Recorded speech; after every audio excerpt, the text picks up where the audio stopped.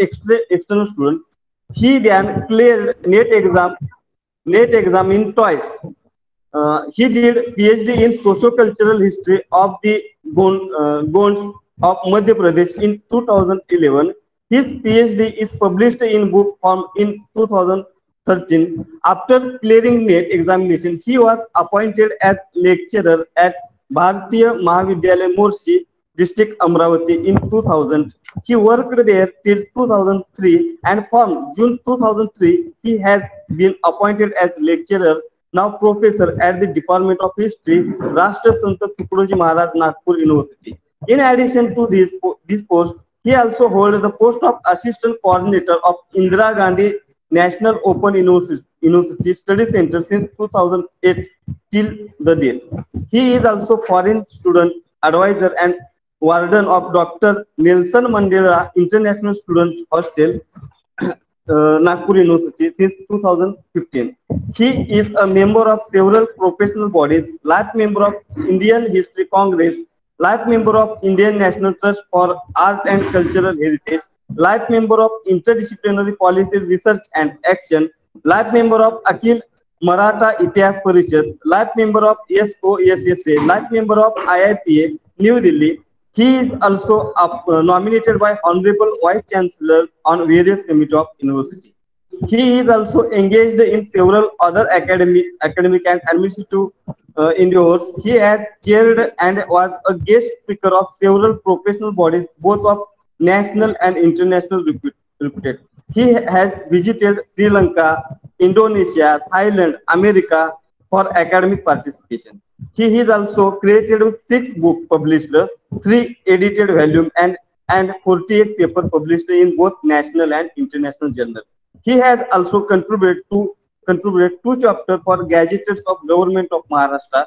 He is also on few committee of Maharashtra government. He is also in the editorial member of few journals. He has completed UGC sponsored major research project in 2016 and also completed minor university research project in 2018. As well as he has guided five PhD students successfully. 3 students have submitted their thesis and 4 have registered under his able supervision. He has attended 36 conferences, attended 37 seminars, 26 workshops, and attended 7 Xenopsia. Chaired 18 sessions and delivered invited 135 talks till date. Currently, he is also the chairman, Board of Studies, History, Swami Ramananda Tirtha Marathwada University, Nagpur. With this brief introduction, I again welcome you, sir. Now I request to Honorable Dr. Shyamrao Kuruti, sir, please use us with you valuable knowledge. Now session is hand over to you, sir. Thank you, sir. Yeah, thank you very much, Balu Rathorji. I'm really thankful to the organizers of the Kankoli College, Kankavali district, Sindhudurg, the conveners of the program, Dr. Mumbarkar sir and Dr. Yasan Patil. And I'm thankful to Dr. Somnath Kadam sir for inviting me in such an one-day international interdisciplinary online conference on the recent trends in social sciences. And today I'm going to talk upon the topic which is probably tribal history writing. This is the first and the new kind of the trend that comes under the social sciences. And therefore that this topic is very much important for all the subjects like sociology, anthropology, and history. And apart from that, literature also we find about the tribals. And therefore that this topic is, I think, fit to today's recent trends in social sciences. And in future also that what kind of the possibilities we may have that I'm going to tell you. But before that, I just would like to clarify that I am the chairman of the Board of Studies of Nagpur University, and it's a Rashtra Sant Tukadoji Maharaj University. Okay, Balu Rathod sir, yeah, I'm just correcting you for the. So dear attendees, I'm very much thankful to you for listening to me. First of all, I just would like to mention the topic like tribal history writing, a new trend in social sciences, an interesting kind of the subject where there is a large possibility of the research And this is untouched kind of the subject. Normally, we find the narratives into the sociology and the anthropology, ethnography, musicology, but we don't find this kind of the narratives into history. And therefore, that there are certain kind of the debates that how we can write the tribal history when there are no documents and no evidences that we won't find, because normally it is understood in history subject like we need evidences, we need documents, we need monographs. And if in the absence of these kind of the monographs, that the tribal history could not be written, this kind of the tendency is normally there. But I just would like to add to this is that tribal history cannot be written in conventional historical method. It can be written only through the interdisciplinary method. We cannot say that tribal history has not been written at all.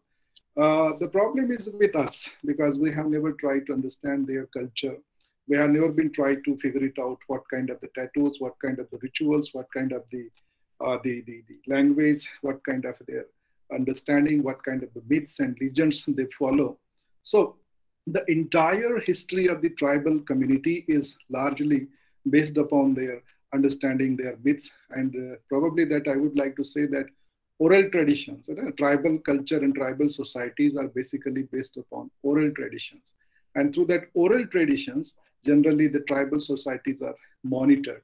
And therefore, they're the first records of the tribes that we find from the European travelers, administrators, missionaries, and the anthropologists. So these people, they try to write about the tribals of the country, and they have nicknamed them as a wild tribes, primitive tribes, backward kind of the people or communities, kind of the words have been given to them since 19th century. And mainly these foreigners, European foreigners, administrators and missionaries, they focused upon the language and culture of the tribes, and they neglected the tribal land and forest use. And they never understand to figure it out the tribal dynamics also. And therefore that wherever that the best example that we could see about these kind of histories about the South Africa, where the African history is written in this form, and that was totally based upon the oral traditions. So the oral tradition is very much important, and through that the African history could be written down. So why not the Indian history could be written down likewise? So this is how the things happen. Then another important aspect about the tribals is that we have seen the tribals in an equal line, that we never thought that the tribals could be the rulers, tribals could be the could have been contributed into the Indian history. And that's why that the present scenario which was accumulated by the foreigners was basically the present kind of the situation, because we know it very well. We are the craftsmen, we are the historians, we are the social scientists. We know how to craft, how to write. And therefore that the ethnographers, anthropologists, and the sociologists, they focused upon the present life of the tribes only, but they never went to the beyond the boundaries, and they never crossed the limits, and they have never seen the tribal past, because in the tribal past, that in the medieval period, that we know it very well, that particularly from where I'm belonging to the Nagpur city, and around the Nagpur city, there were 4 kingdoms, and they were contemporary to the Sultans of Delhi. They were contemporary to the Mughals. They were contemporary to the Marathas. They were contemporary to the British even, and at least for 300 to 400 years, the kind of the journey they have traveled, and they were the rulers of the Middle India. But we forget them in the history, and we have seen them only through the eyes of the anthropologists, administrators. And that's why this community has been written down in the literatures as a savage, wild, and primitive kind of the society. So during the colonial period, generally there was a huge confusion, because nobody knows who were these tribals particularly. Because in the ancient literature also, what we have seen and what we understand is that in ancient literature, the identity of the tribes have been totally dismantled. Like they have been seen like animals, they have been seen like the junglis, they have been seen as a savage, and therefore there is no respect for these communities in the ancient literature. And that's why that it was impossible for the Britishers to assume that this kind of the society could be the ruler of the Middle India. And that's why probably they have not written down anything about the tribal rulership, particularly in the central India. And therefore they have the literature which was brought up by these foreigners was savage, wild, and primitive kind of a thing. And then they have started identifying, they were trying to give us, give the tribes the certain kind of the names, which were totally different to the understanding of the tribal of this land. Like in 1871, they have coined the word like aboriginal tribes. Aboriginal tribes are the original inhabitants of the land. Then in 1881, that aboriginal became the permanent kind of the word.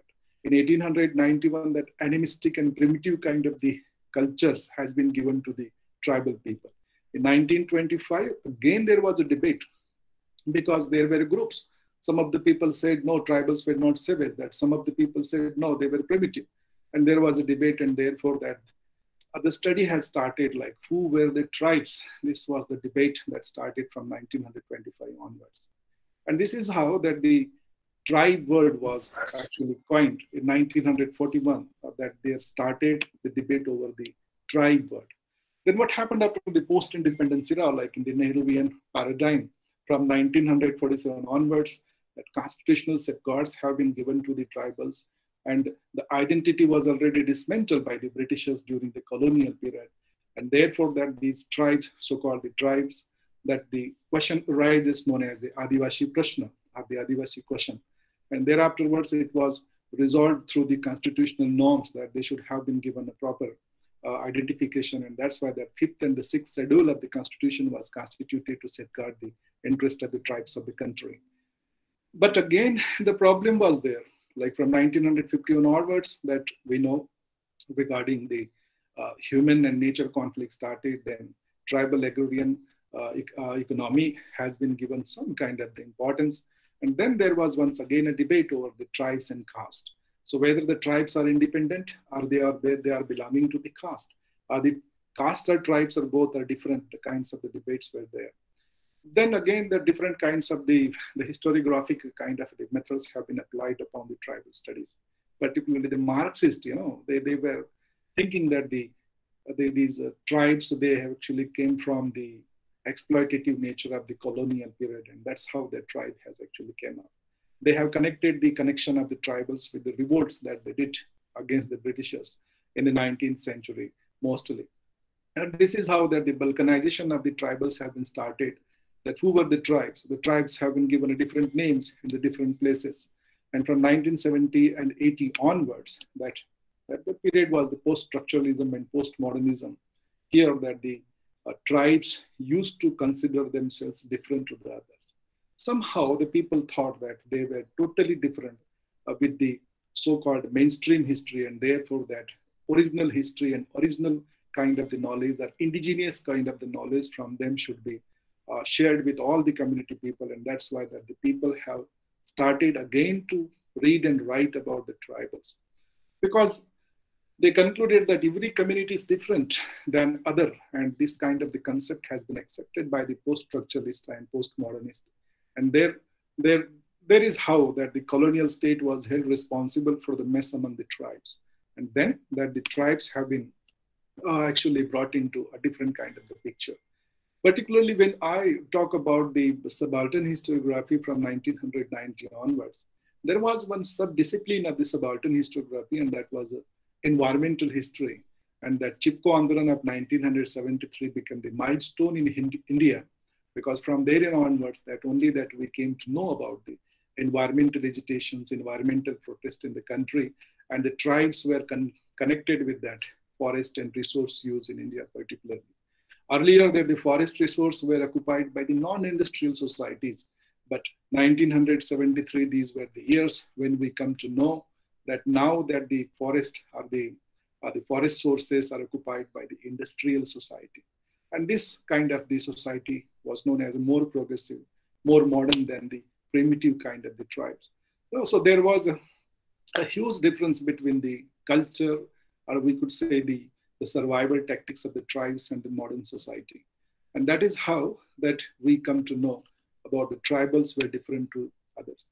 And thereafterwards, so what is the method that how we should have to uh, configure about the tribal histories? So particularly the basic history and in the social sciences, particularly, that what we do is that we go for uh, the primary sources. But in tribal history, that I think that we should have to start from the secondary sources, and from secondary sources that we can go to the primary sources.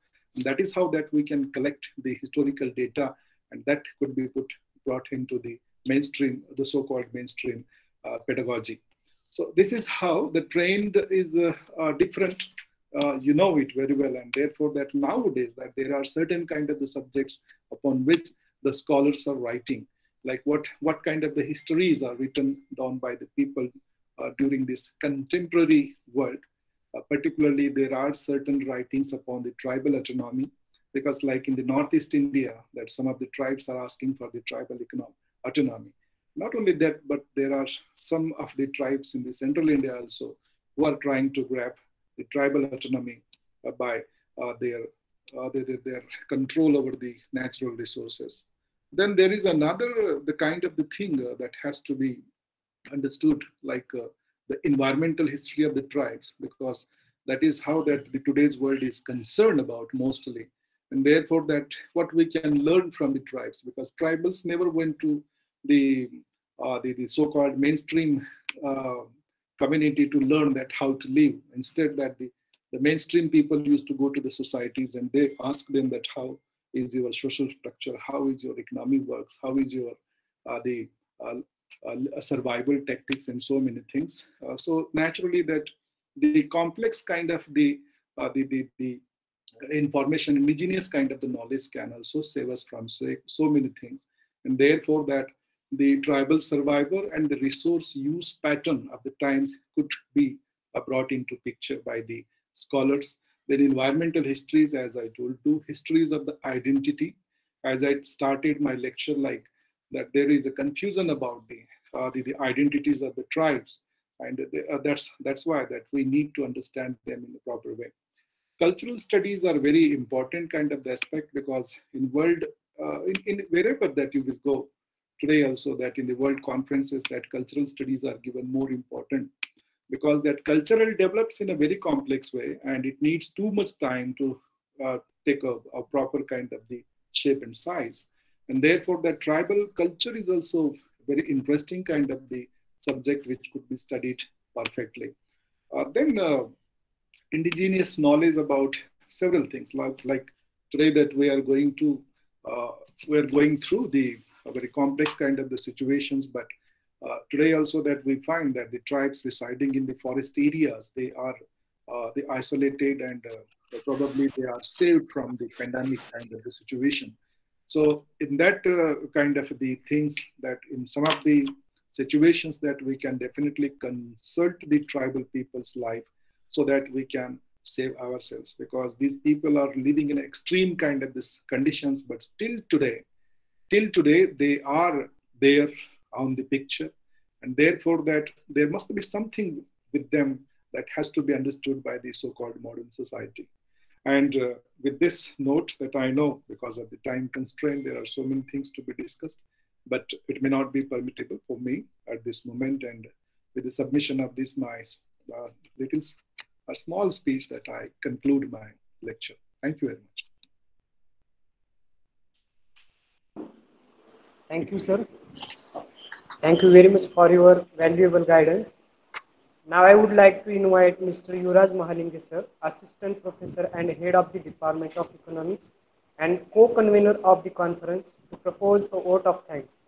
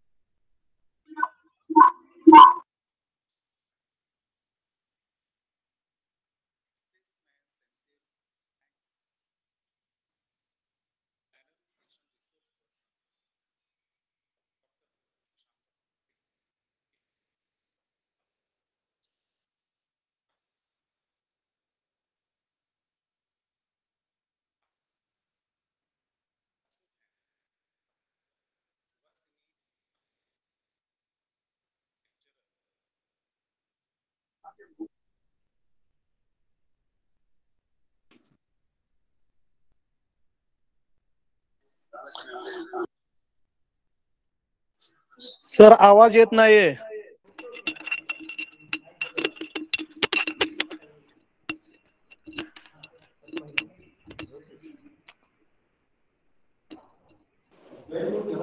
Okay, sir.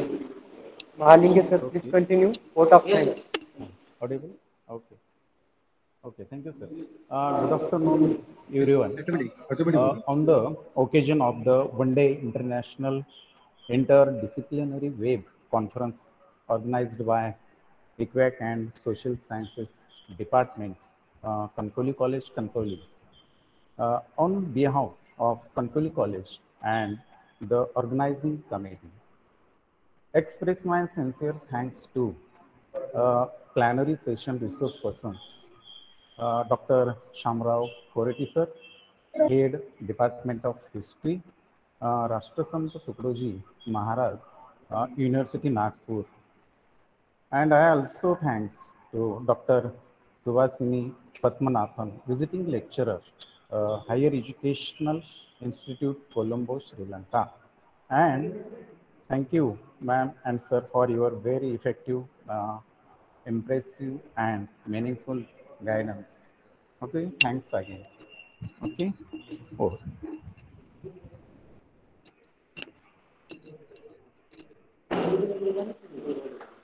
Thank you, sir. I would like to inform all the participants that we are starting our second session of the research paper presentation immediately. So before we begin the second session, I would like to invite Mr. Sunil Sononi, sir, Assistant Professor, Department of